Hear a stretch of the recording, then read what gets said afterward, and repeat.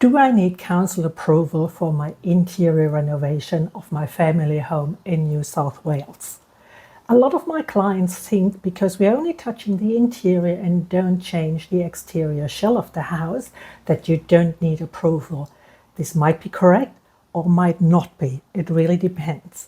And I'll tell you just in a second what this depends on, but let me clarify one thing first. I say council approval, but when I say council approval, I actually mean to say building permit. And a building permit can be obtained via two ways.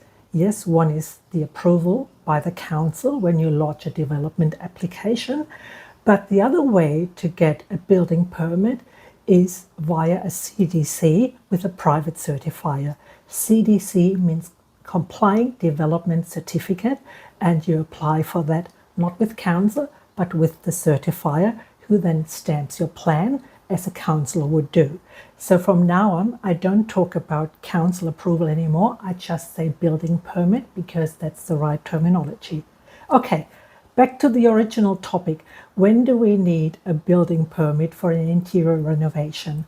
There are two main reasons where this is the case. First of all, if you touch the structure of your house, say you would like to remove a wall between room A and room B, which is very often the case, because what is not to love with an open plan, floor plan?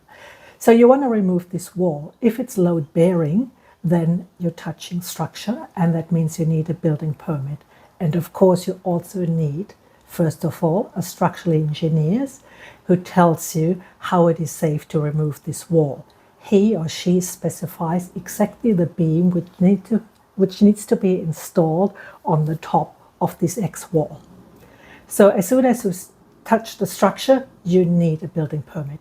Another reason why you need a building permit is when you enlarge your windows or you change the position of your windows.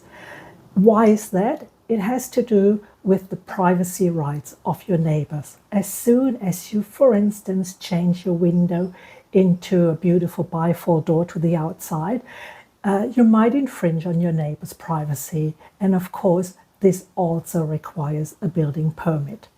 So I hope I helped you a little bit with this video. Let me know any experience you have with your interior renovation or any question you have. Leave a comment down below. I look forward to hearing from you. Thanks for watching. Bye.